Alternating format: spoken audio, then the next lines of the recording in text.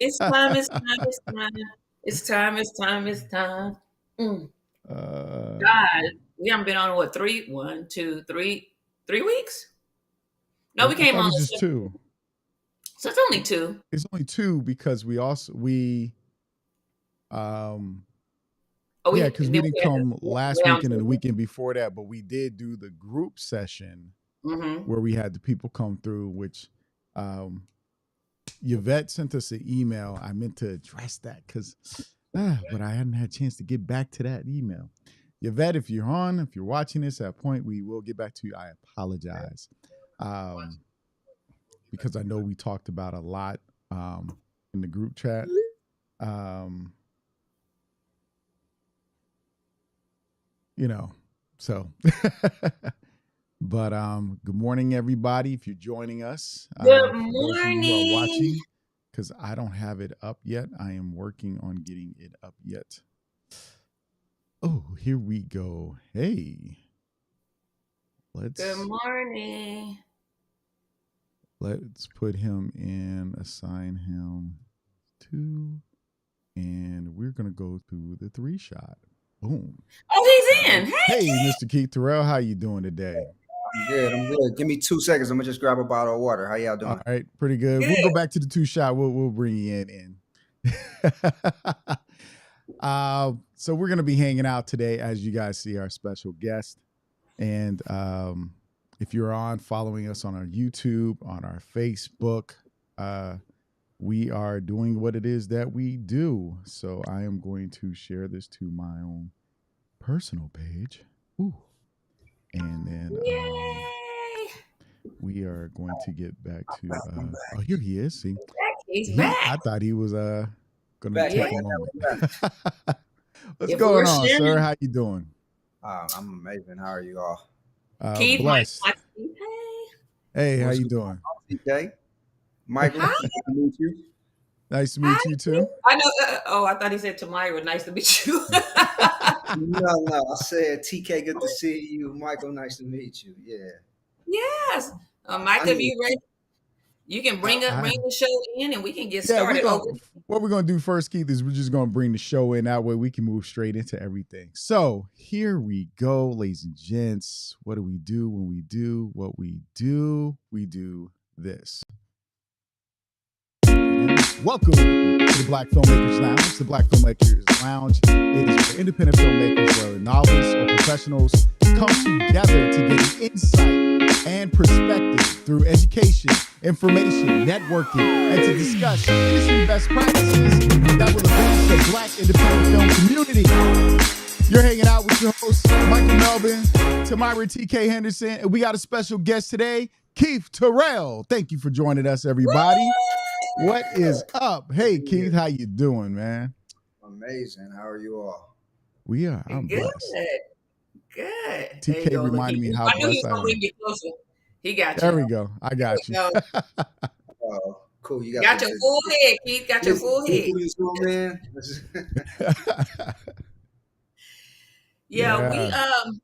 we're happy to have you on. Excited. I was like, I told Michael, I said, I know some dope people. I was like, I have to invite them on the show. Thank you. I have to Yeah, invite them. definitely. So Thank you. I'm glad Thank you're you for here. coming. Glad you're able to make it today. I know you're busy. I told Michael, I said, the guest that I'm asking to come on, I said, everybody's working in the industry, so it's like trying to catch somebody on a Saturday morning. And you were like, hey, get me in before I get busy. I'm like, Yeah, and as you can see, I had a meeting today, and I was like, oh, I gotta get to this. So, being busy is a good thing. being Oh, busy is a definitely. good thing. Yeah. So when what we start with first is what you're watching. Mm-hmm. So we've been off for 2 weeks. We had a round table with some other filmmakers and writers and stuff on Zoom on the Yes. 20. What day was that? The 27th, 27th. 27th. So we had a Yep. whole Zoom because we sit Mhm. on here and talk for the last 2 years. We sit on here and talk and teach and do stuff and bring guests on, but we wanted to hear from Actually, everybody 3. else as well, huh? We're hitting into 3. 3. Oh, Yeah, I think geez. in because 2020 we did that. We started Yeah, in 2020, 2020. Yeah. and Wow. Yeah. Wow. People I have think been it was looking at like us for all May these or April or movies. May of 2020. Yep. But Nice. yeah. Wow. So yeah, we were like, hey, y'all need to give us feedback. We need to hear what you're doing, what you're working on, questions, and let them talk. And so we had that, and it was really successful. So that was really good. So that was on the 27th this December. So we're going to decide, guys, for those of you who missed it or weren't able to jump on, when we'll plan another one. So you guys can come on because yeah, it was really good. I was looking at the time like we still on. People were getting food and I'm looking at people eat and like I was like, okay, listen, listen. Now we got to cut it off now. But anyway, but it was really good. So, Michael, you go first. What you watch? What you been watching? Me? Oh What my you been goodness. watching? Best Man. Final You watched the chapter. whole Best Man series? I watched the entire series. Um, I liked it. I enjoyed it. I had fun with it. It took you through a lot of different emotions and experiences, so it was cool to like, sit back and watch. I know people are now. Some people are kind of fiending like, man, they should just make a series, because he kind of left it with you know kind of hanging a little bit, not totally, but people trying to wonder about certain situations. But I enjoyed it. I watched Ricochet with Denzel Washington, old movie. I enjoyed that because it was on HBO Max and it was going away on the 31st of December. So, and I had been like, man, I that movie popped in my mind several times before I saw that it was on HBO Max. So I was like, let me watch that. Let me catch that. And so I did that, and wow, I think I watched a lot of stuff. Um, See, I'm smart now. Look, I'll write it all down now I because know I'm I got like, to go back and look at because I was screenshotting some things because I was posting, letting people know, hey, check this out. Um, and there was a movie. Oh, that awkward moment with Michael B. Jordan, Zach Efron. I forgot the other guy's name. He was in Hunger Games. That's an older film, 2014. I never seen it before. I wanted to check it out, especially with Michael B. Jordan in it. He played a small part, we Jordan but and it Zac wasn't. Efron. Yeah, I didn't know Michael B. Jordan and Zac Efron did a movie together. Well, yeah, I know this movie.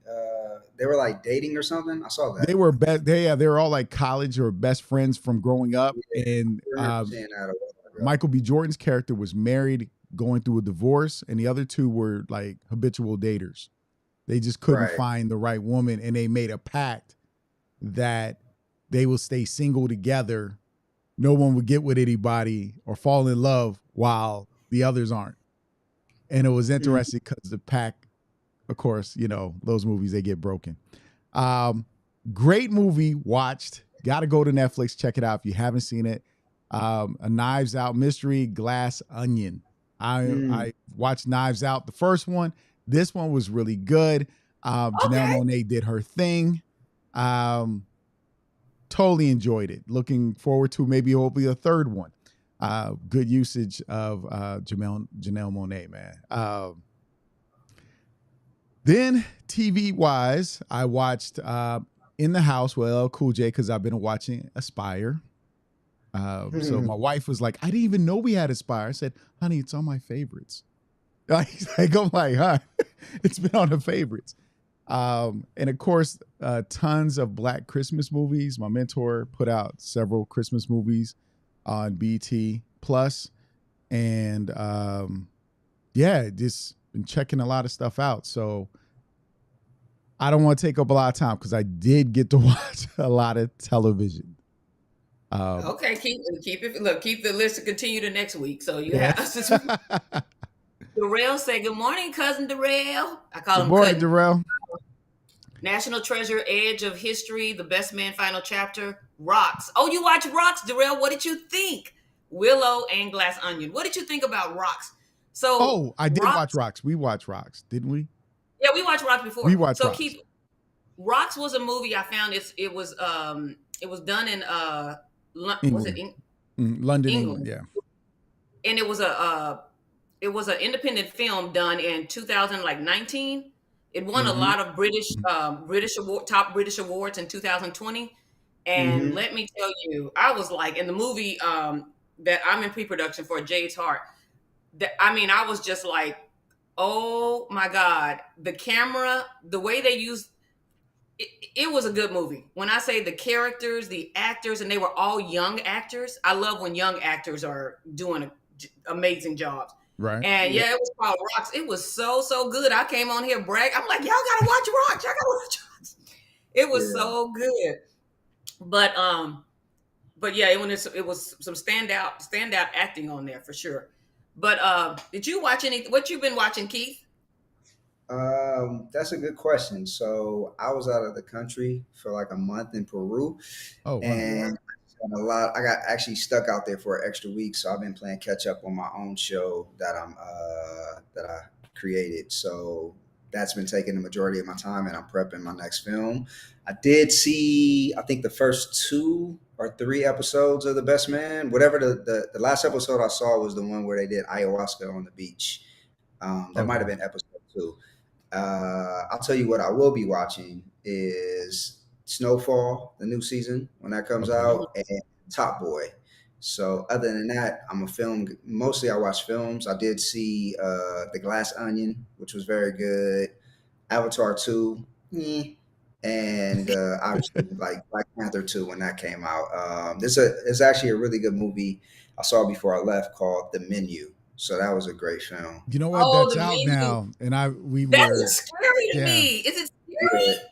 It's I it's don't a know. Not really. it's a It's it's like a it's a dark, survival dark movie. comedy, and I wouldn't say no. It's not scary. It's not like monsters or anything. Not monsters, but it looked See, like these people trying like to there's kill. They killing, kill. so it's a survival Absolutely. movie. It's if you think of because I haven't watched it, but I saw the previews, and the first thing I thought of was Master Chef meets surviving a game with Ice T, where they take him to the woods and they hunt him. Yeah. And that's what So I felt like. yeah, would you say Master Chef? Yeah. Yeah. So think Master Chef merged with Saw. Oh Oh, no, oh, okay, look, all right, see, that's good. see, go. That's what All it right, is. yeah, She was good Yeah. with the surviving the game. I'm Uh, good. it You was was good good. with the But Though. guys, surviving if the you have game. not seen, Excellent writing. excellent Good writing. Okay. storytelling. Yeah, amazing Oh, writing. see, you're trying to catch.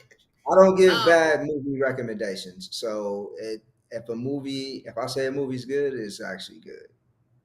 y'all heard Okay. that. If Terrell say it's good, it is good. What's up If you there? guys have not seen Knives Out, the first one, the Hmm. characters and the way they built each character and the characterization of each character, um, it's a great movie to watch, guys. In regards to character, for sure, because they really did a good job in the first. Not like I haven't seen the second one. I may The watch second it. one's I'll like watch that too. The second one's like that too. the They second one's like they that. they Yeah, kind of give you they those really. characters, and it's good. Just watch it. I don't like giving nothing away. And Okay. also, on Netflix, The Raid 2 is on there now. I don't know if y'all saw The Raid or The Raid 2, but Oh, the one they action cloned fighting, Judge Dredd Raid off 2, of. one of the best action films that have come out in the last. I think movie might be like a decade old, but Yeah, like it's you'll old. be thoroughly It's entertained. If you like, say again, yeah, The Raid It- 2. yeah, the raid is like they made so when the raid after the raid came out, they did a Judge Dredd movie, and they pretty Mm-hmm. much copied the premises of going through the building trying Yeah, to get yeah. out because it's I locked didn't see that down. new Judge Dredd, but no, The Raid.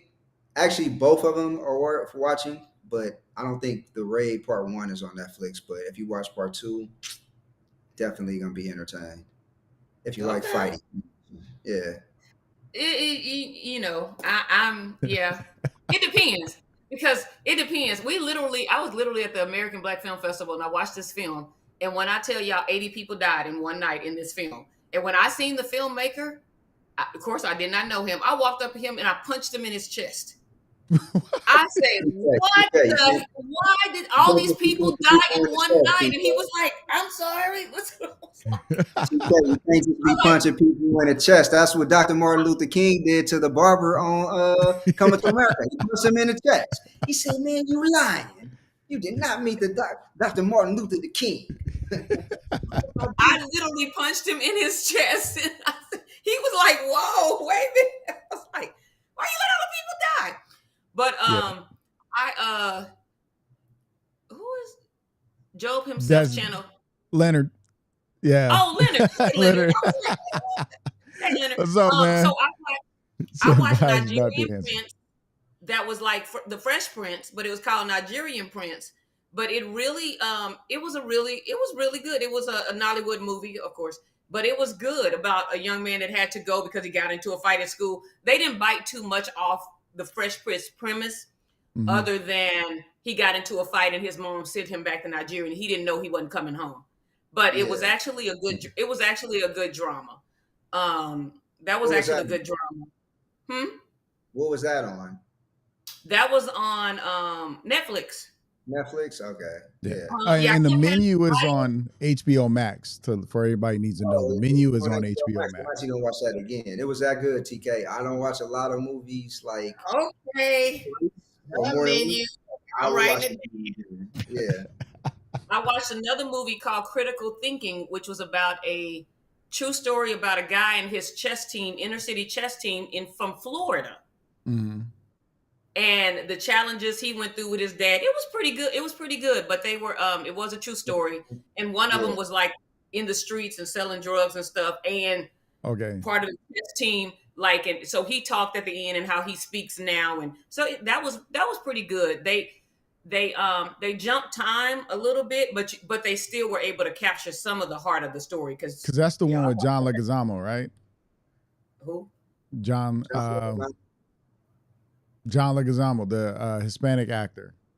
He's in the menu. So if you watch he's in the menu. So if you watch the menu, you'll know who we're talking about. Okay. John Leguizamo was in Boogie Nights. He's in John Wick. Yeah, about to say John Wick. Yeah, he's in a ton of stuff. He's in a bunch of stuff. Like, how do you not know who really know his face? There was even a whole drama put out when he talked about Hispanic actors and white actors and all that playing their parts. Really? TK? We got what's his last name? I probably know his face.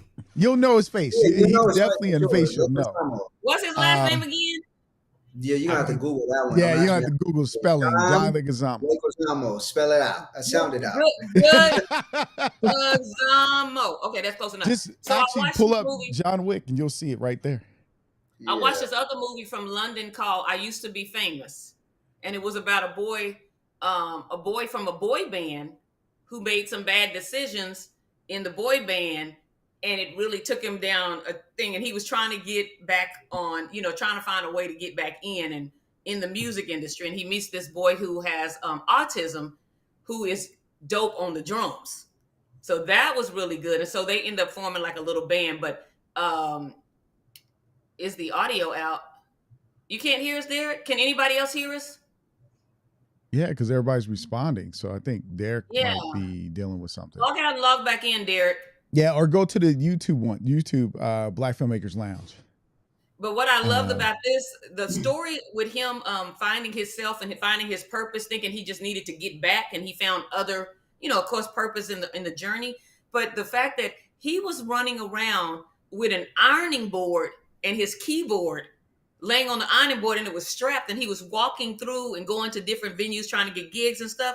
But he would set up the ironing board and put the freaking keyboard on the ironing board instead of a keyboard stand.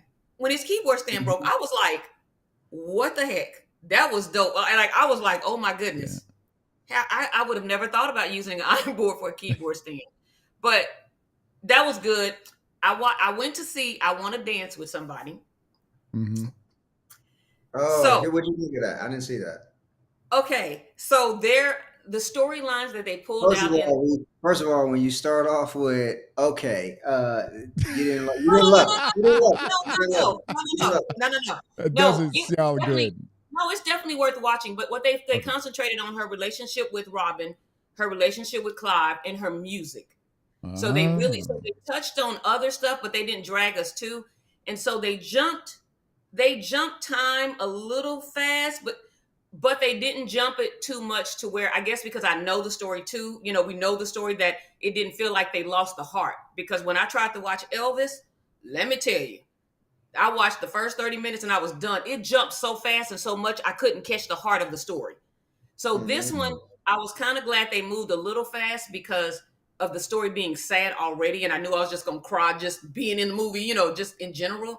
And so they jumped it a little bit, but they kept it on an upbeat. And so they implemented the other stuff, but they still kept it on an upbeat. And then, of course, in the end, when they start showing all the pictures, I was just crying. But they You just spoiled it for me. I was gonna watch it, but now that I know they're gonna show pictures, I'm not gonna watch it. You just whatever. okay? Whatever. But yeah, so they kept it even at the end, at the very end when everything happened, went down the last part, they kept it on an upbeat. So they did a very good job, I think, telling the story. And the actress, she did really, really good. And the lip syncing, because they did use Whitney's music, the lip syncing, I mean, you would think this lady was definitely singing, but I think she can sing too. So she probably was just singing, but they overlaid it with Whitney's music, but everything was perfect. It didn't look like a bad lip sync job or anything. It's definitely, I think, worth watching for sure. I probably think she probably doesn't sing like Whitney. That's probably why. Now, who sing like Whitney? No, Like, I said she probably doesn't sing Latoya. like her. Doesn't match. who? I said my cousin Latoya. No, Come on. Let's He come said on, who Latoya. played who played Whitney? Who's the actress that played Whitney Houston in the movie? I forgot her name. She was a British actress. She's a British actress, and I know forgot. it's coming from that with other filmmakers. I forgot her name, but somebody can one of y'all can pull it up while I go through the last two. So Slate, because it's in 1022. So Slate I watched. So Slate was a movie with Jacob Lattimore, who is somebody I actually I want to work with in the future. I have a film that love over lyrics. Slight? Hmm? Yeah, Sleight. called it Sleight of Slate. hand. Yeah, it's a magician movie. Yeah. Yeah, so that was an older movie, and I called it Slate. It's Slight. Okay, Slight. That's an older movie, so I watched that because, like I said, that's one of the actors that I'm looking at working with on Love Over Lyrics. He's my main actor, that part. Yeah, you can sing. Devil in Ohio was a series I watched on Netflix. It's a limited series about a girl coming out of a cult.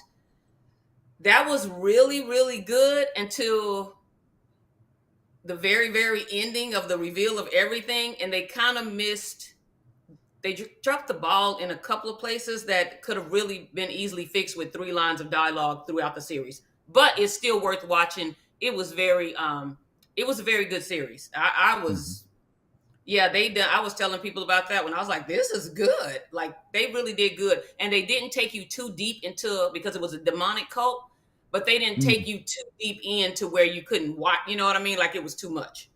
So they really told it in a very tasteful way, but that just dropped in my spirit. Basically, the one thing about showing things like the Whitney movie and the Devil in Ohio and keeping it on an upbeat and not digging in too deep.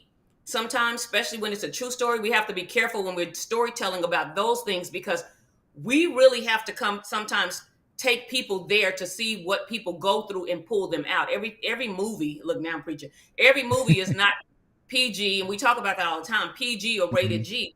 There are some people, especially true stories, even if your character is not a true story, you do want to take them there and pull them out, because that character is giving people hope. And sometimes some people need to see how deep they went in for them to have to come out. So sometimes we can't pacify, or we can't just tell lighthearted stories when we're in this for change, right, Keith? When we're in this business for changing lives, we can't just pacify stuff. Sometimes we really have to go deep. Right. So that's all I have to say. But And so let us introduce our special guest. You guys have been seeing him on for the last 23 minutes at least already. But Mr. Keith Terrell, I met on set back in August, I believe, September. And I kept looking at him because I'm like, God. And I just kept looking. I was like, so this guy looks so much like Jermaine Dupri, like it's crazy to me. Really? I was like, he look every day. I was like, God, he looks so much like JD to me. Like, I mean, for real, nobody's ever told you that. Have I got JD? I've gotten a lot of people, so I may have heard that one. May have heard that one. Okay, I don't know but about the JD one, but I who'd you get? 99% of the people I've heard, I don't look anything like, but I'll take it. I guess he liked in person one time also, so that it was just like I'm like, but Keith is was working on set as the first AD on one of the feature films I worked on in the last year, Mhm. and he is a filmmaker that is out filmmaker director amongst some other things out of South LA. He has amazing show that we'll bring up in a little bit, but he's been in this thing for I don't know how old you are, but you've been in this thing basically since forever. And like you, Michael, he started with music and drawing, so he's just a creative person overall. And so he's moved to Atlanta back in 2018. 18. 2018. So he moved to Atlanta to further expand his territory into directing and some other things. And so, like to welcome him on. Yay! Welcome. Where's Oh, the oh, clap? oh, Where's the oh, clap? oh. Sorry about that. Yeah, come on, Michael. Thank you, thank you. That's the proper way to do it right there. There you go. You got a $20 bill. Put you okay. So Keith, Yes. I know Michael has questions and I have stuff written down. But my first question to you is, what made you fall in love with the art of film? Because, like you said, you've done music, you drew, which I'd love to see some of your drawings. But what made you fall in love with the art of film? Yeah. I mean, I just like always love films. I always envision myself working in film in some capacity, but as a kid, I thought it would be in front of the camera. I went back to school and got a degree in film, and decided that I wanted to be a director and tell the stories that moved me, the type of stories that moved me. Cool. Where'd you go to school? Cal State Fullerton. Okay. Yeah, he from the other side. No. We all film school people, and then we have people who don't do film school. But I always People like that didn't people to do film talk about. school. Yeah, I like to find out what people. Everybody's experience is different. How they Yeah. got into this, and Right. So I'll ask this question: what made you choose to go to film school? Well, I was at the time I was working in emergency room, so I was an ER technician, and I did that for about 6 years. I worked in the ambulance for 2 years, and it was a job that I could do in my sleep. So, I figured I had to go back to school to do something else. I didn't want to be a nurse. At the time, I was thinking like it's gonna take too long to be a doctor. So, I went back and I worked on my associate's degree first. It was just taking the classes you're required to take, and then I took a film class. And in taking that film class is when I decided like, oh, this is what I want to do. And so when I transferred, I went to the film program. And to further answer your question, TK, what made me fall in love with film? I think that film is a medium that you could watch something and then walk out a different person than when you walked in. So just to recognize the power of film is what made me really fall in love with it. Mhm. And I know one of the things you said that you wanted the world to know about your brand is that, and story, is that your story is about change. Mm-hmm.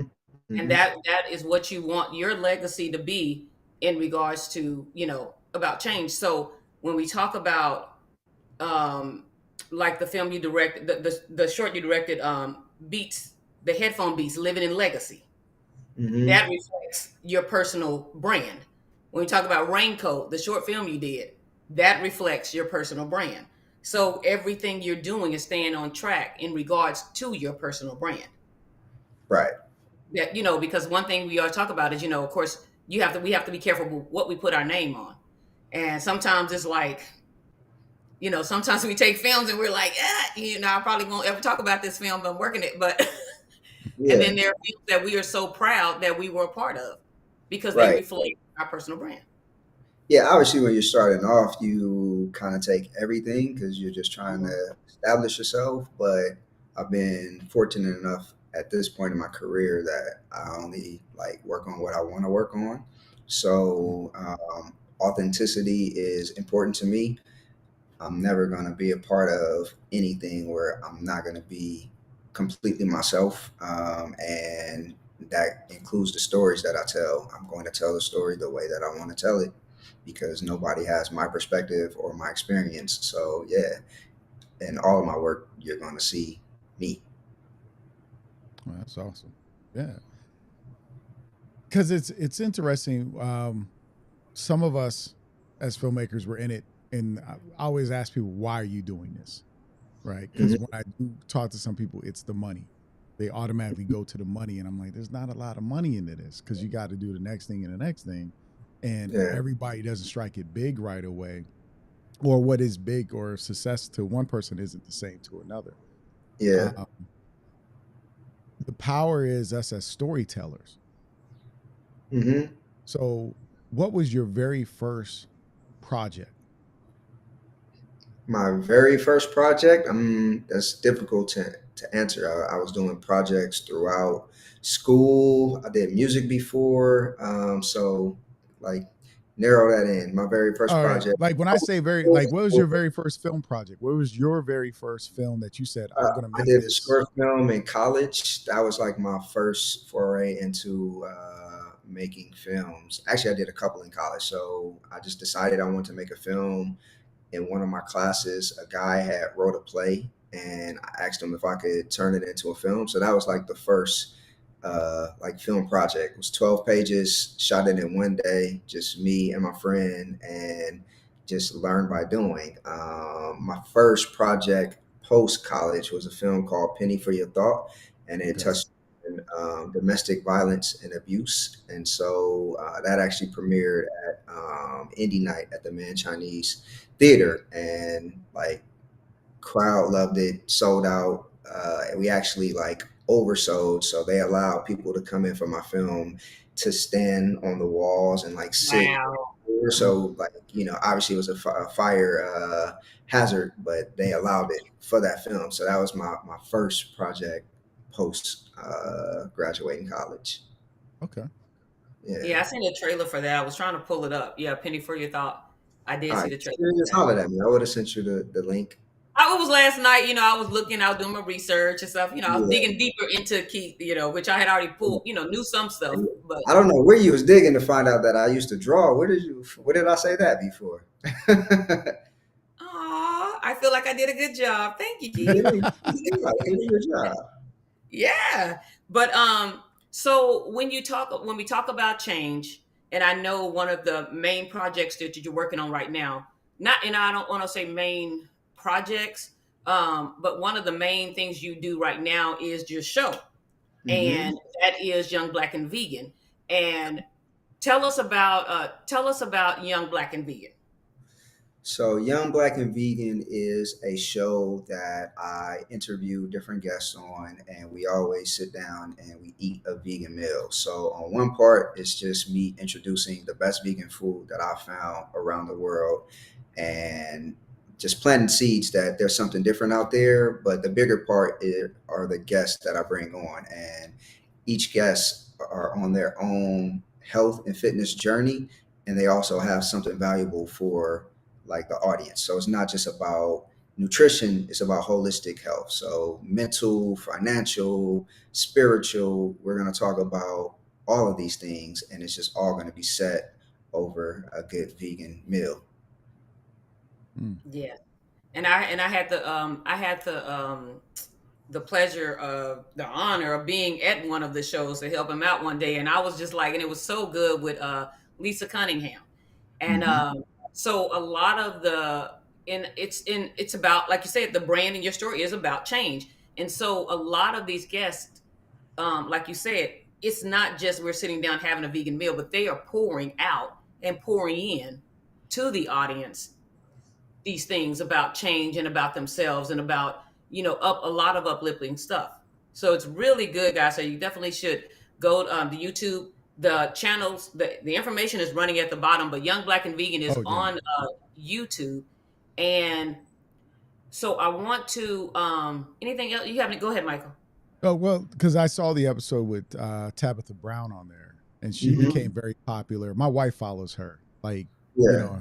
her and her husband Chance, and talks about it because she got big because she got a sandwich, a vegetarian sandwich Whole from Foods. Whole Mhm. Foods, and Mm-hmm. my wife was like, because we live right around, like we literally used to live right around the corner from Whole Foods. We could walk, and it was, in her mind, she was like, "Oh yeah, this is the thing." So and that's that good connection, and because my brother's vegan, a lot of us now. My thing is I like seafood, but I have to chill with that Mm-hmm. anyway. Now, and anyhow, but um, it's good to see us create content where people say, okay, we don't talk about how to eat or what we should eat, things like that, because I always say there's no deficit, and then when there is, it's opportunity. So where there's lack, there's opportunity, and of course, there's probably other vegan shows. There's a lot of restaurants and things like that. But as I watched yours, I was like, okay, because the production value was there, right? So you could tell this is somebody who knows production. And Mhm. the interview process was smooth. Uh, it was really a conversation. So it was basically something in my brain was like, oh, this is TV. Thank This you. is television, not just a Absolutely. YouTube television. Which, and I want to talk about that because what a lot of people don't realize about YouTube is YouTube's biggest push is going into the realm of television, where YouTube TV is the thing where they're right now, they are pulling monetization from content that has a lot of profanity. Mm-hmm. Oh, Yeah. They've cut a lot of people out of monetization because they're really trying to move in that television realm with commercials and everything to build that channel. Because we're a huge platform based society. If you think about our early conversation, we had to talk about the movies when we spoke about the movies we watched, we had to tell you what platform you could go see it on, what was available. And YouTube is one of those platforms. Like you can go watch movies right now for free on YouTube with commercials, and you can watch. So if you think about it, when we think about Terrell's show, it'll be up on your television, and that's where when production value comes into huge play, understanding that, because Mm-hmm. filmmakers go, okay, we're just going to think of a YouTube. Now what we do is we're live streaming, which you still got to have production value when it comes to live stream. You're going to have to really think about that. And so in creating your YouTube channel, what was your planning? What was your thought process of say, hey, it needs to look like this? Well, I'll answer that twofold. So, as far as what it needs to look like, I mean, it's just I work in the industry, so nothing that I do would be below the standards that I would do on a professional project. It's a professional project, so I do, I'm constantly reinvesting in my production company and putting it on the screen. So it's important for me that anything I do is like of the highest caliber. And the second part of that is there wasn't a huge plan for the show. My best friend died the year before last now, Mm. same age as me. And one of the last conversations we had, I mentioned the show to him. It was just an idea at that point. And so he was in the hospital, and I told him about the show. He liked the idea. And then I ended up filming the first episode. And so I was going to tell him, I talked to him, I believe on like a Friday. And I was like, you know what? No, I'm not gonna tell him I filmed it. I'm gonna wait until it's done and send it to him. And then, long story short, he ended up passing away. So that was the last conversation I had with him. Oh So wow. it's Sorry. more of a passion project for me. It's very important for me to spread the knowledge about, just making healthier choices. I'm definitely not trying to make everybody be vegan. It's just, this is an alternative. I don't look at things on a binary scale of this is right, this is wrong, black and white. No, you have to do what works for you at the end of the day. And hopefully, what a lot of people experience during the pandemic is it's very important for us to have strong and healthy immune systems. And all of that is directly connected to what we put in our bodies. And so, as black people, we have, and I've said this on the show, a lot of different things taking us out from, we kill each other, the police kill us, race, depending on where you are, plays a part. But the one thing that we're in control of, what we put in our body, shouldn't be one of the things that's taking us out. And heart disease is like one of the leading causes of death in our community. So it's really just me doing my part, trying to educate with what I know, and maybe it'll spark an idea to do something different, like in somebody's life. Maybe they don't want to go full vegan. Maybe they just want to eat more vegetables or go vegan once a week. But, we all have to like take our bodies and our lives in our control because we only get one. So, those are the reasons why I do the show, why it looks the way that it looks. And, that was my inspiration behind it. Oh, thank you, man. Thank you for sharing that. And he doesn't have a full production crew. Like he set up his cameras and he set up his All three right, cameras. you're looking at the production crew right here, but So that's it's all changing. you. So But I'm wait. gonna yeah, be, So I I'm got a gonna be question because you're hiring switching. So how are you switching? What are you using then? everything myself. So I've done everything in the past myself. So that's come on. booking the guests, booking the location. I set up the cameras, but I do three cameras. So like I have everything covered and I edit it, all of that. That was before. Now I'm definitely about to start outsourcing and hiring more crew. But it's just like one of those things where it's a gift and a curse. Like I Mhm. can do everything. So sometimes you just do it because it's like quicker and easier. But I'm definitely at the point now I have too many things going on where I just don't have the time to do every single role. So That's awesome. And the thing yeah, is, the funny thing is the production company, they're like, okay, well, we can do this. And it's like, no, it needs to look like this. And they're like, well, what company did that? I did that. So you yeah, got to do this or above. And they're like, yeah, got you. So right. that's the funny because it looks. I'm telling you, it looks so good. I'm like the clarity and the like you said, the production value, the sound, everything looks so good. And I was there when he was doing everything by himself. He was setting up the camera, do this, do that, sit over there, do that.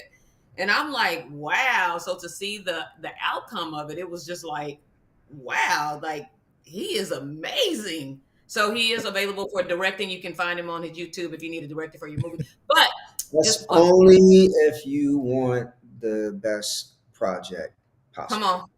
You know, Yeah. Yep. it's no shade if you settle. I understand. I understand. Well, Ah! I put it to you like this. This is how I look at it. I don't look at it as every filmmaker or director, producer, they bring their own style. So when you're Right. looking, that's why the reel is so important to understand the style. Mm-hmm. Because what happened is I've seen people, I even was a victim of this. I say victim because when people bring you in and match you up with other people and they tell you, I want it to look like what you do. And then you try to do that, but then they turn around, bring some other person in, and be like, well, do this. And be like, but that's not what I do. That's not the style you Mm-hmm. just asked for. Right, that's You're true. messing with, you need to figure out what you want. And usually it's because they don't understand. And I always tell them, when you're hiring somebody, you're hiring for one, their skill set, but number one, their style, because Mm-hmm. everybody's work isn't going to look exactly the same. When you're saying I want it to look like something, you want a similarity, but you still want their style. Because if you really want it to look like a Martin Scorsese film, then you need to go hire Martin Scorsese because he has a particular style. George Lucas Mhm. has a style. Right. Spike Lee has a style. And what some people don't understand is, I'm gonna hire you. Why can't you look like this? That's not me. You hired me That's why I say because and above. yeah, because you got to see their work. You have to, Yeah. read their scripts, watch their reels, see how they are. I told TK when I first got into this, I wanted to. I always try to do a short project with people before I work with them on a bigger project because I want to know, can we match together? If we Yeah, can't that's smart. mesh, that's wasted time and money. Right. Right. But that's on the independent side too. Yeah, that's why I said this or above. But when Mhm. when you hire somebody, you've already done your research, right, people? And I say that the way I say it because I have been hired on a lot of screenwriting projects that people didn't even see my samples. So now when people talk to me, I'll ask them for their email address to send writing samples because I think it's the crazy because it's like even if you're not asking me, I'm going to push it on you because you need to get into the mindset of seeing people's work. Too many times everybody know in the industry, in this world, the dude on the corner at the convenience store standing up against, with his leg kicked up. Sorry, I'm visual. With his leg kicked up and a cigarette in his mouth. He, everybody has a mouth. Everybody is good at talking, but instead of waiting, because sometimes, like if I see that somebody has worked with somebody else while I'm doing my research on this person, I literally am, hey, did you work with Esther? Okay. How was the attitude on set? Was she cool? Okay, she good people? Oh, okay. Because like you said, it's a waste of time and money. So if I don't have time to hire you on to do a short and I'm bringing you onto my film or onto my set, I need to see something, feel something, pray about something, because it's a waste of time and money. Unless it's like a PA or something that you can easily replace, you have to be careful. And the same when we get hired for sets, we got to know what we're working with. Mhm. Okay, what kind of project is this? Okay, I know. Okay, I know these are amateurs, or I know this may. So unfortunately, we're not going to be able to vet everybody out 100%, but we do our best to try to bring what we can to make the set better. That is my biggest thing, and I tell Tammy, the producer, that all the time. Our job is to get on set and do our part to make the project the best it can be. That is our job. So there may be chaos, there may be this, but our job is to just come on, do our job to lessen the load as much as we can. Do our best on the project. And so you said you were prepping for your next film. Yes. You know the question on that one. What's, what's the question you gonna ask? I can't say too much about it, but Is it I'll a try. feature? Huh? Is it a It's feature? it's a short. So I used to do music as you mentioned, and I released a song a couple of months ago, or a few months ago I now. love that song. Thank you. And so while I was coming up with the song, I got an idea for a video, but then I was like, oh no, this can be a film. So then I turned it into a short film, which I'm excited about. And I locked in my DP already. He shot on all four seasons of Atlanta, and Okay. Okay, we'll be hopefully going into production next month. Yeah. cool. So Look, I That is it's a interesting. short film, but I'm gonna do the festival route and then turn it into a feature. That Nice. is interesting. Yeah. I Yeah. love it. I mean, I'll do the dishes, but why didn't you use the plastic utensils? Yeah, that was it for me. Yeah. Good. Yeah. I I see was you. like, We just about to give TK our flowers for the research. I see you. I was like, I said, wait, what did he just? I said that was hilarious to me. I was like, that's funny. That's That's funny. funny. She like, I don't use plastic utensils. Yeah, Come on, yeah. girl. Come on, girl. She's quoting the song. She's quoting the song that this is from. But it's funny that you caught that. Yeah. Yeah, I was because it stood out. It's like those throwaway lines when we're watching movies and stuff. We catch Yeah. those throwaway lines like Taraji, and I think I really noticed it when I was watching. I think I watched two seasons of Empire, and one of Hmm. them Taraji was in a studio, and she was listening to this wretched white guy because his daddy had the money, and he was trying to put him on, and he was a rapper, supposed to be a rapper, Yeah. and Yeah. they bought her some fried chicken, and she said the maid or the cook bought Taraji some fried chicken, and she looked at that, she's like, I want no chicken. And it was so funny. So that I think that's the first time I started noticing like the throwaway lines They call Yeah. them throwaway lines, and it is so funny. So when I hear lines like that, it's so that was one of those lines, not a throwaway line, as in but it's one of those lines that just sticks out, and it's just so funny. I was just like, wait a minute, what did he just say? He said, "Why Yeah. did you use the plastic utensils?" That was so funny to me. I was like, "No, we're not using no plastic utensils, but you got the dishes." Amen. So no, that's exciting. That's exciting. So the crew. So you're doing it as a short film. How long do you think it's going to? I know you can't. We know it's a song. We know it's instead of a video. We know it's festival route. How long are you planning for it to be?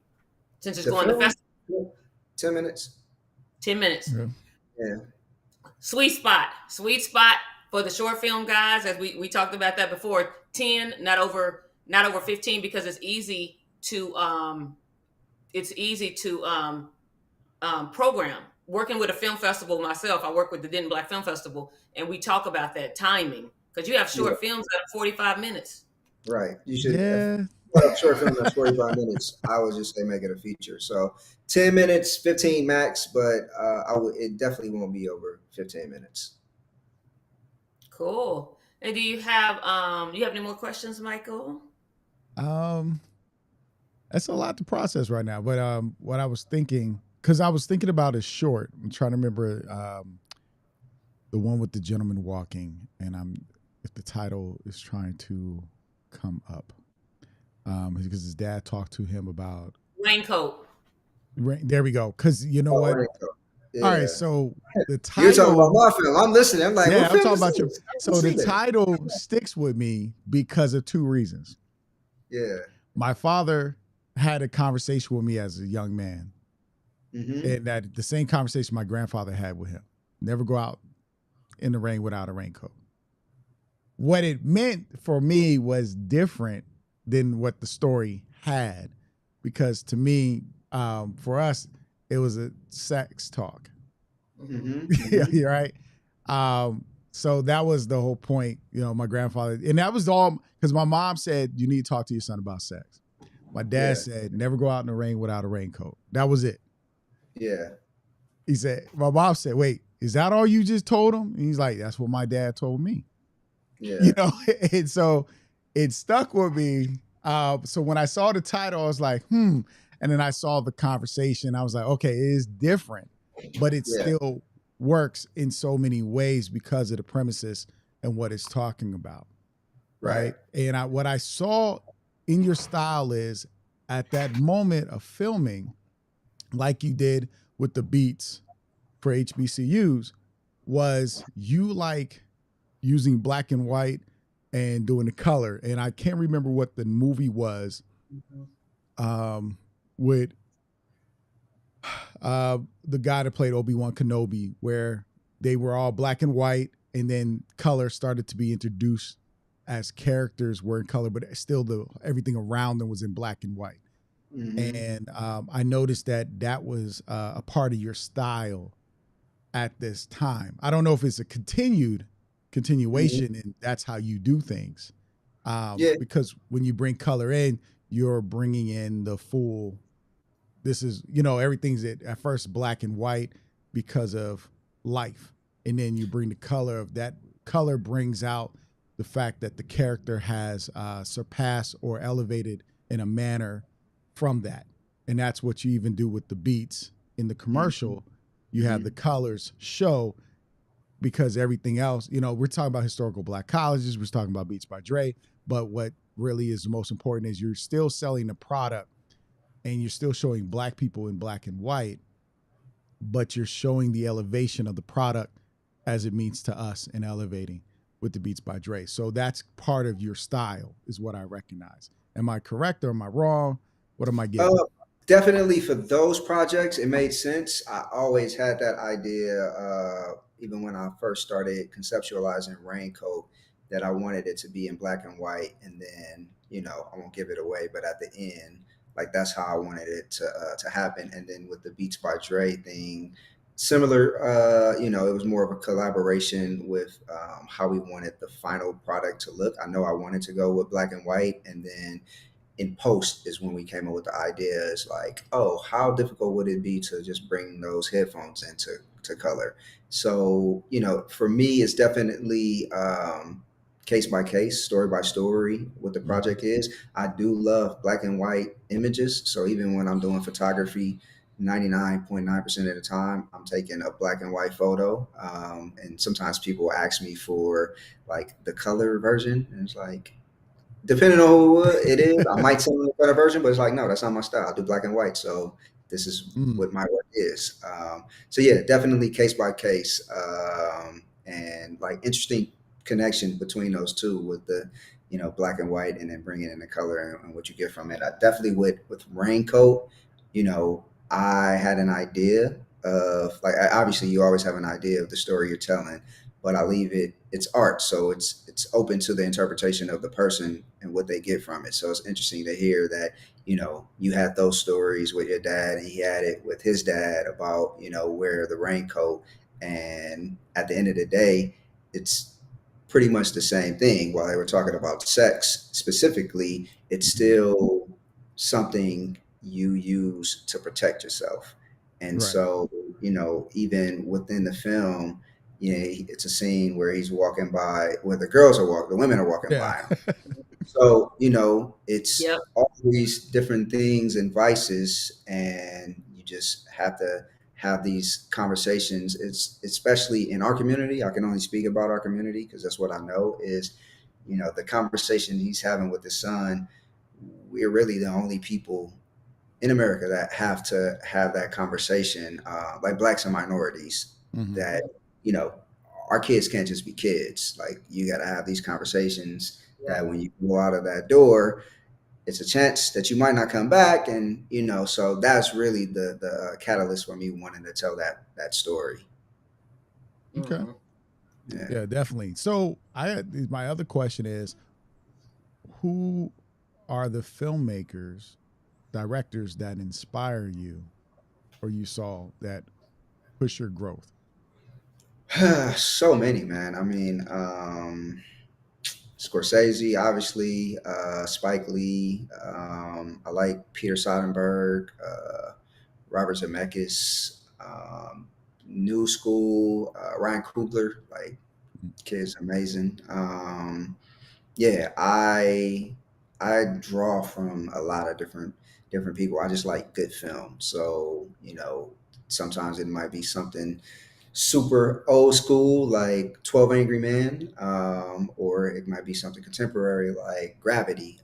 So I'm looking more so at, it's kind of like an album. Like, you might like a certain Hmm. artist, but you love this album. You might not like this album. It's cool, but so I'm just looking at everybody's thriller and learning from that. Okay. Yeah, because when I was thinking when you were mentioning black and white photography, first person came to mind for me was Gordon Parks. Mm-hmm. Um, Mm-hmm. and who himself did it all. Like that's why one of my favorite filmmakers because he was an artist. He played music, jazz, draw, Yeah. everything, photography, all of it. And which was like, man, there was a huge connection for me with Gordon Parks. Mm-hmm. Um, and that's one of his first film was The Learning Tree, which is one of the Yep. films as a Yep. kid that I first remember. Yeah, we're Learning. supposed to watch The Learning Tree this month, TK. Yeah, yeah. It's I watched that maybe last year on the Criterion Collection. Yeah. Okay. So I was thinking about that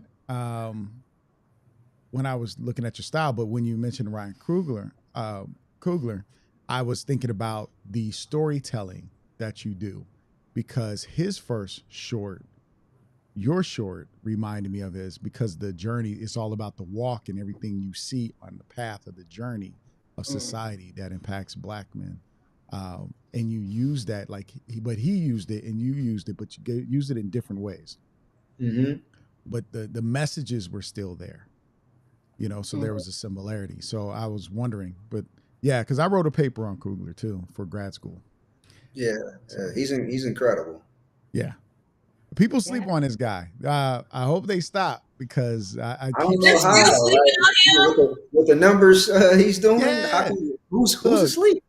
This I mean, man. after jumping from Fruitville Station to Black Panther. I mean, that. But Yeah, from see, people Fruitville, always did trying to tear down. They keep forgetting because it's like there was a whole boycott thing for Black Panther 2, which annoyed me because they're like, oh, well, T'Challa's not in it. Just stop. Like, I'm like, guys, you're doing too much because support us, especially when we get into the but industry, because it the thing opens more about it doors is for us. people. The thing about it is most people who are complaining, they're not living in their purpose. They don't, Right. because if you are doing what you are supposed to do, are called to do, and you're doing it from a place of love, you don't have time for that. So who cares what people have to say if they're boycotting? They only like that stuff only happens to black people. So That we right there. Wow. for example, like what's going on in the media now. There's the Dana White who runs the Mm-hmm. MMA. Like it was a video on TMZ of him hitting his wife. She hit him first, I think. Doesn't matter, Mm. but there's no news coverage of that. If there was even a accusation of that happening to a black person, it'd be all over news, outrage, this and that. Look what happened with Nate Parker with Birth of a Nation. It was an Right. amazing film, but it basically Amazing. like they swept it under the rug because of accusations that he had, which he was found innocent. And so, what happens to our people, whether you did something or not, if you have an accusation, you're guilty for life. Yeah. Same, I think that may have been the same year Casey Affleck won Academy Award that year. And if I'm not mistaken, you can do your research. He was actually convicted of something. So you have somebody who has the complexion for the protection that is convicted of something, but Mm-hmm. for whatever reason, it's not the Well, same outcry. You have somebody who was accused of something who was found innocent. So it's kind of, I don't know why we do that, but I would say as an artist, like just don't read comments. And if oh Ti yeah. says if you live by the cheers, you'll die by the booze.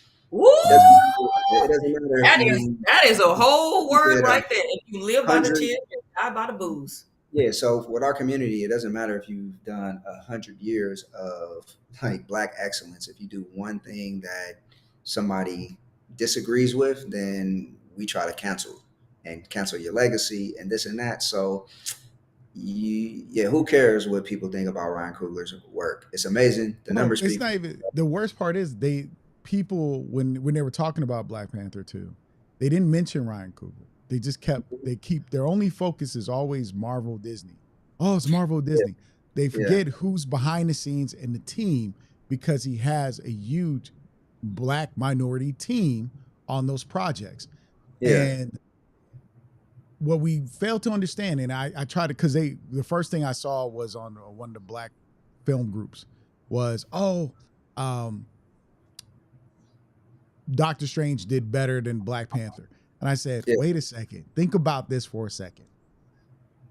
Doctor Strange came out like, I want to say March of 2002. Mm-hmm. Black Panther came out in November 11th, not even a full 2 months yet. Mm-hmm. And it's at 880 plus million. In a short time, the only time that Black Panther did not do as well as Doctor Strange. Well, there's two reasons, and I keep trying to get us to, you got to pay attention to business and numbers. But this is where Black independents, we miss business. This is a business. And if I'm a businessman, I will go with Black Panther 2, and here's why. Number one, Black Panther 2 only opened up in less theaters than Doctor Strange. Number two, during that time, remember what war was going on, because it had a bigger international play than Black Panther. But Black Panther's numbers has done well more domestically. It only did not do as well its first week. After that, it was passing Doctor Strange. The budget was equal. They both had a $200 million budget. The only one out of the three Marvel films, which was the Thor one, Thor had the biggest budget, had the less theaters and did worse than Mm-hmm. both of them. But you're thinking about when we're comparing, we don't think business minded in comparison. One, we did the damage because we're like, oh, boycott because T'Challa's not in it. No, we don't Yeah. boycott. We go see it. First of all, we don't know what's going to happen because we haven't seen it at the time when all this was coming out. Right. And what I see is I'm very big on us supporting each other's materials, whether it's mainstream or independent, because you shouldn't talk about things you haven't seen. That's like me never eating a food and say, well, it's the worst thing you eat. Well, have you ever tasted it? No. So how can I tell you something? Where's the honesty in that? And what I heard you earlier talked about your style of wanting to share your ideology, your philosophy, and your films, your beliefs, especially when it came to our people. And you do see it in your work. You do see it, but you're not telling people, oh, don't do this or this is, you're giving them the options. And you see, and this is what we said earlier, you saw the opportunity where there was something missing and you made it happen. Yeah, it's nobody wants to be told what to do at the end of the day, and kind of to go back to what we were just talking about. A lot of people Mhm. are stuck in the matrix, and so we get caught up in these conversations and these debates. Doesn't matter. How's it affecting your life or anybody Mm. else's life? And so, like everything I do, it's like, what's the reason? What's the purpose? Am I just doing it for me? Like, is it a selfish reason or is it to help somebody else? And so, yeah, I think that's just how I operate. And that's why my work is what it is and will continue to develop. Yeah, definitely. I mean, that's what I like seeing because um, what I see in your work is the message, and I like the message. So I'm going to say I like the message, right? I Thank you. think that's your message. You tell it, and when you tell your message, it liberates everyone else to tell their message, or it should. That's what every filmmaker should look at. I'm free to tell my Hmm. story.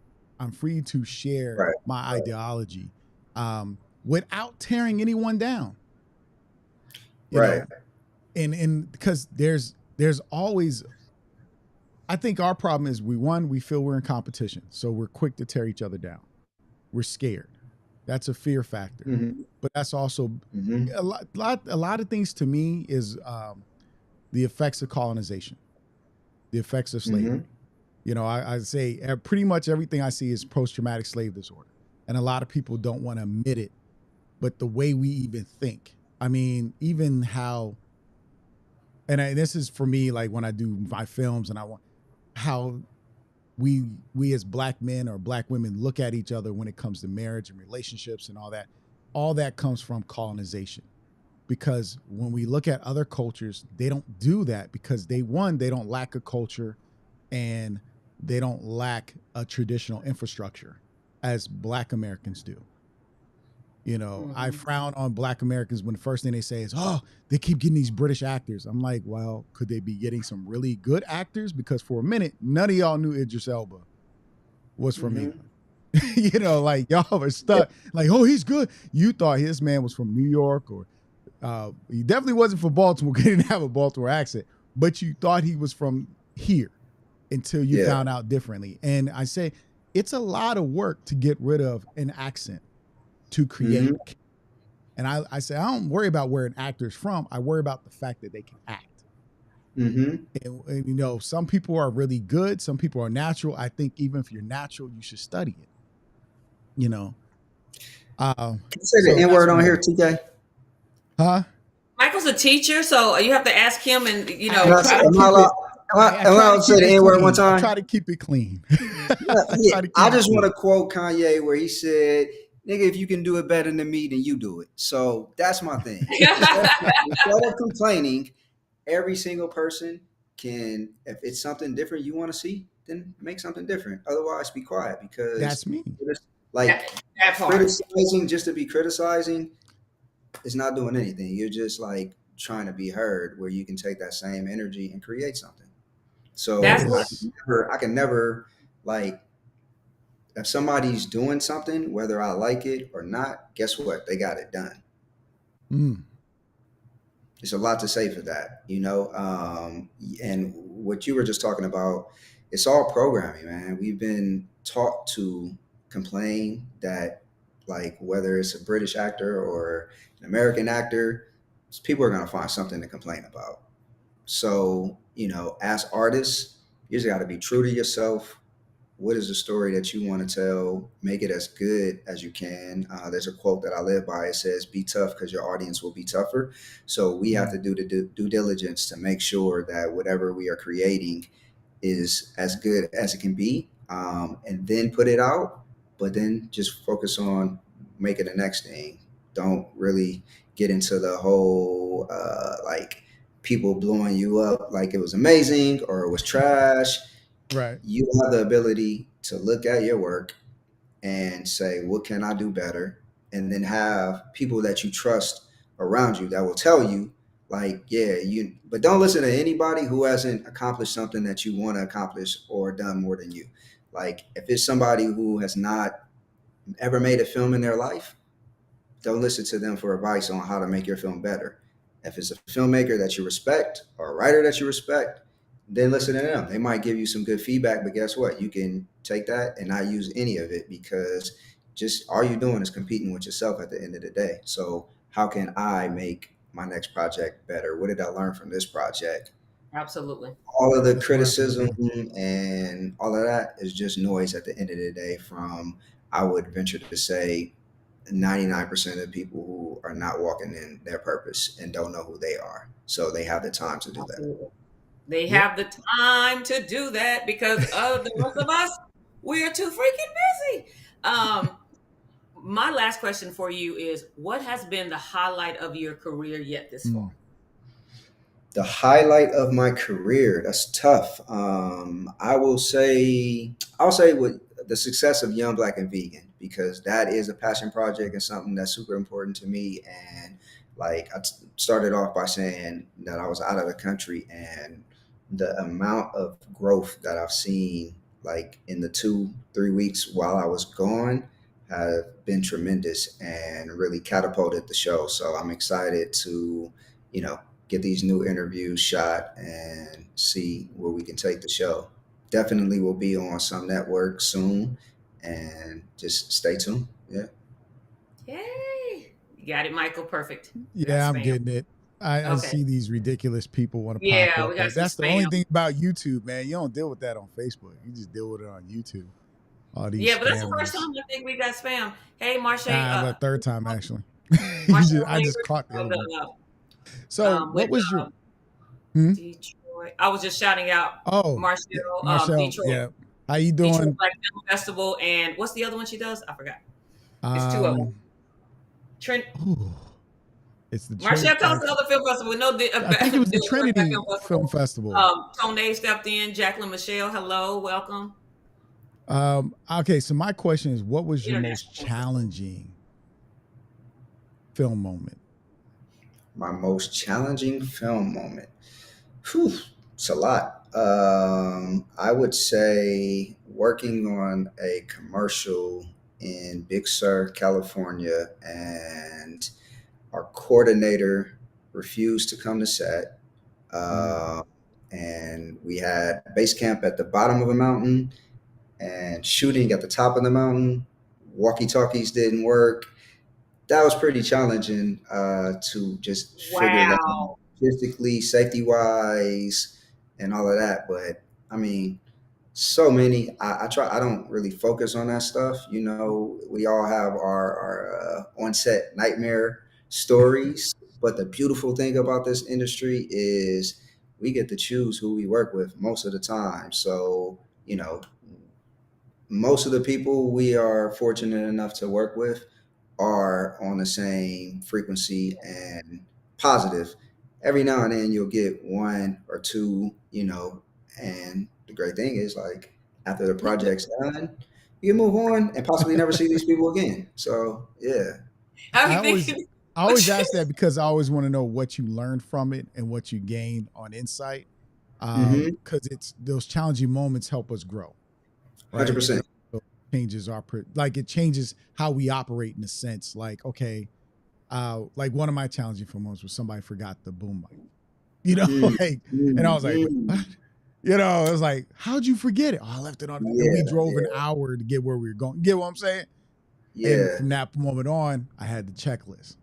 Right. And you saying that makes other memories come back quick. When we were shooting Raincoat and the police car we used, like I was very specific with the police car that I chose. It's the one you see in the film, but when they showed up, it was like a Dodge Charger, and the location was 2 hours away, and that was the first shot.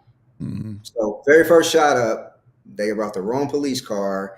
I called the guy. He was like, "Oh, I'm sorry. I thought you would want the new. Why would you think that? I ordered what I wanted, so I had to basically my AD skills kicked in. All right, let's shoot this instead, and we'll come Mhm. back and shoot that later on." But my first film in college, this is what I learned. Our DP lost a whole day's worth of filming, so we were able to get a working hospital, had all of the equipment. Man, I had this amazing shot. I grabbed the camera. I did it. I couldn't wait to see it. And he lost all the footage. So what did I learn? Make sure that you are backing up footage on set, one, every single day. Like we got a break. Somebody needs DIT, back that Yeah. up. Mm-hmm. That's the first thing. And then two, hire people that you trust, Mm-hmm. because nobody in that class or on our crew believed that that footage was actually he said that the card was damaged. That can happen. It's a rarity, but that's not what we believe. So make sure What you camera was it? huh What camera we were you using? shot on, I think we shot on 5Ds at the time, so Canon Okay. 5Ds. Yeah, I this had a was 7D, and the card heated up because the yeah, camera was getting hot, and yeah, so it erased the footage. It was great footage. So yeah. back then, if it doesn't, and I do not touch DSLRs anymore. Doesn't have a fan, I don't mess with it. Yeah, and it can happen. It's rare, but even still, we should have Yeah, I been didn't backing believe him. footage. Y'all were like, you lying. He lying. Huh? I said, y'all were like, he lying. He Yeah, Some lying. so people, that I've was been set that was and tough. somebody didn't That hit was record. huh? I've been on set and somebody didn't hit the record. Yeah, man. Or no, I think they hit it and then they hit it again thinking they hit it and they Oh, stopped it. I've had that. I've had that happen. I've actually hired somebody, and this is part of the reason why I was just doing it myself. So I hired somebody to operate cameras on the show, Young Black and Vegan, and the exact same thing happened. One of the cameras wasn't rolling, Mm. so we had a whole episode, and one of the cameras didn't have any footage, and it's like, yeah. Mm. Yeah, I especially wouldn't mind conducting throwing away. interviews. That's tough. Yeah, it wasn't the one you were on because I was the camera person. Look, making sure I didn't have. Okay, making sure. Just making sure. Cool. Yeah. But thank you. We do what we do at the end of every show is you dropped many jewels, many gems. But is there a 30-second, 60-second 60 gem, second. 60 Just 60 second seconds I'm gem left. getting used to being back. that you would like to give tips to anyone, whether novice or whether professional already in the industry doing work? Do you have a 60-second gem? 60-second, just make things. Don't wait. If you wherever you want to go, you're gonna get there a lot faster if you take the initiative and figure it out. In this day and age, you can shoot amazing film on your camera phone. So never wait for like other people or the right equipment. At the end of the day, just work on telling the best story that you can tell and put it out, and then learn from it and put something better out, and just continue that process until you get where you want to go. And lastly, never like stop. If it's something that you actually want, then why would you ever stop if you didn't get it until you got it? So I don't know if that was 60 seconds, but It hopefully. doesn't matter because you know what? It was good information. And before TK and I even say anything, I do want to run your reel. So let's do Oh, that Oh, the okay. real Christmas quick. reel. Yeah. Heck yeah. Let's run that reel. Did you hear them shots last night? The helicopter, paramedics, have you heard all that, right? I just just want you to know it's a lot going on. You gotta be alert. You know that I love you. I just need for you to be aware, can't be oblivious to what's going on around you. You understand what I'm saying to you? Yes, I do. You can come with us, but you don't have to leave your job. What does that even mean? So you're giving me permission? I'm asking you to have a little bit of consideration, please. Consideration? Consideration? Were you giving me consideration when you started making all of these plans, all of these decisions? Huh? No, I was the afterthought. But Penny's the priority. Of course she is. She's my daughter, and she's not happy. She misses her dad. Her dad? Her dad ain't here. I'm here. Are you listening to me, son? Yes, yes. I'm only telling you because I love you, man. And every day, I don't take it for granted that you come home.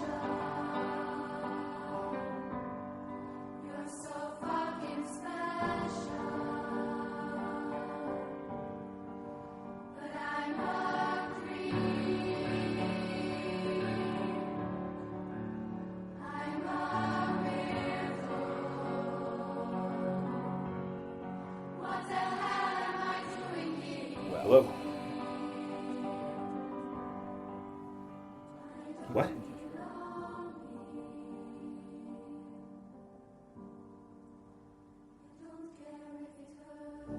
I thought we were making progress. We were making progress, right? My method was supposed to help you. To stop you from doing what you did. If I was half of what people thought I was, I'd have seen it. You suicide, Christy? I came to you because you're the best. I read your book. I saw all the people you helped. You are so full of pain. You're so trapped by it, engulfed in it. I can't comprehend it. And Christy, it's overwhelming. So maybe you do understand. Now that you're listening, can we begin?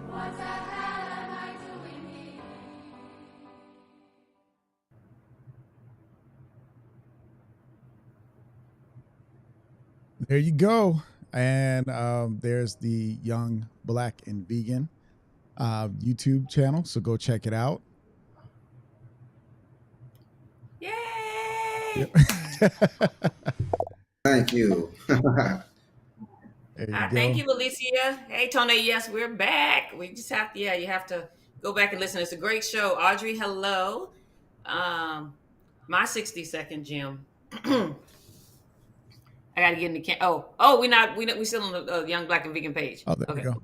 I brought Let me get close. Let me get close to the camera. Get close to the camera. This is for professional sets. This is for independent sets. This is for everybody set. Y'all listen to me. It is killing me. Put something in these doggone cups. Number one, these empty cups are killing me. Number two, coffee is hot. If you are an actor or if you're a director, I don't care if you're the PA. If you are on set and these people hand these people a coffee cup that's supposed to be coffee and they're drinking it like this, please stop.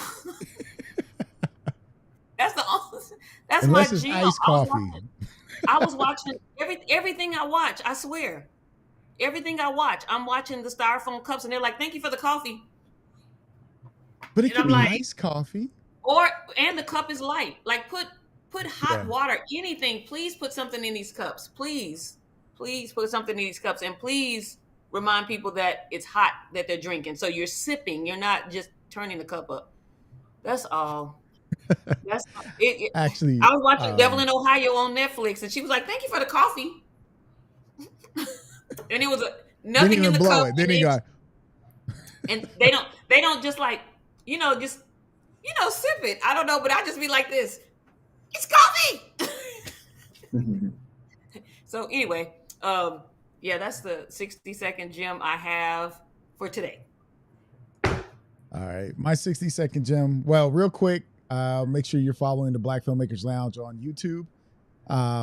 Also the Facebook page and the Facebook community, the Instagram page. Check us out at the Black Filmmakers Lounge. And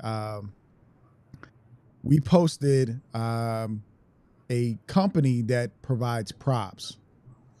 Check that out, because sometimes buying a prop helps with your story. And something you said, TK, was one of the props. They had gold bars, but they have like a set of gold bars that are hollow, so you can lift them. But then they also have weighted gold bars, so you can still give the illusion of weight when you pick them up, because some people forget that. You know, so it was so interesting, because I was like, wait, they got 2 sets of gold bars? What? Then I was like, oh, because some actors can't understand that gold bars are heavy. So they create that. So, but I say that also because you can look at props and say, create your own MacGuffin for your films by getting a prop or something that helps guide your story a little bit, especially when doing a short, because when you can't think of an idea, think of something. Which brings me to the Black Filmmakers Lounge is hosting the 1 to 2 minute Black Legacy film short. It's not a contest. It's just a showcase.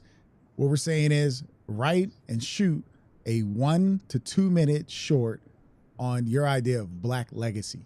And we will screen it here at the end of February on the Black Filmmakers Lounge.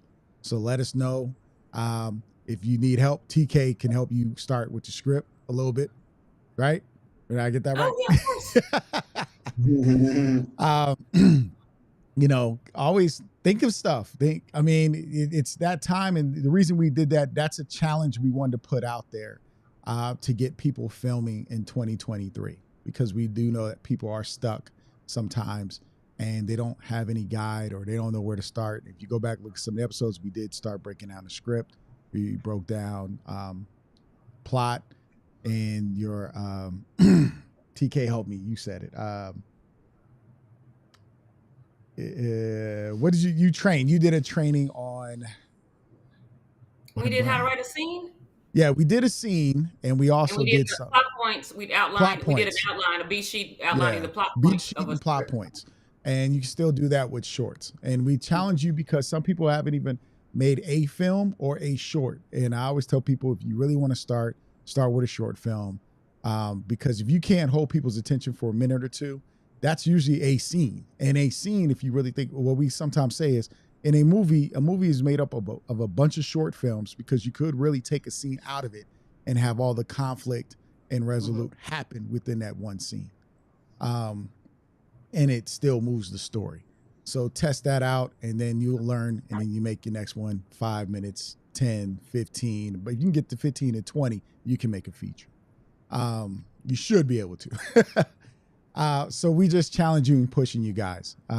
We like to see that happen. Do that. Are we going to make one? I got to figure that out, but we want to really showcase you guys. You know, we're here for y'all. So, my gym is simple. I'm just going to say this: be strategic, intentional, and authentic. That's it. Because that's what really matters in this game of filmmaking. It's your passion. It's your dream. Go after it. Pursue it. If it's really what you want, you'll invest in it, because your first investment should be yourself, outside of God. All right. So I'd like to thank you guys for joining us here at the Black Filmmakers Lounge. And just to remind you what the Black Filmmakers Lounge is about, the Black Filmmakers Lounge is where independent filmmakers, whether they're novices or professionals, come together to gain insight and perspective through education, information, networking, and to discuss industry best practices that will advance the Black independent film community. And we'd like to thank Keith Terrell for joining us today, because we had a good time learning from him. So, you know, all the great and wonderful information. Thank you, Derek, for hanging out with us. Thank you, Felicia, for hanging out. Audrey, Michelle, Leonard, Joe himself, Terrell, all these people. If Kobe was on, Tone, acting like Tanya, all the people that normally come and hang out with us and The best way to help this is to share it, share. Let other people know about it because we're here to help our community and growth. So let's keep it moving. Let's make it happen. Best experiences come from working with others. So many hands make light work in the film industry because it is not an I, even though it can be, but it is a team effort and collaboration to make great films. So thank you for joining us. We hope you have a wonderful Saturday. I'm your host, Michael Melville, my co-host, Tamira T.K. Henderson, and our special guest, Keith Terrell. Thank you, brother. We appreciate you, man. Thank you. And we love you guys. Have a blessed Saturday. We out. Peace. All right. Yeah, guys.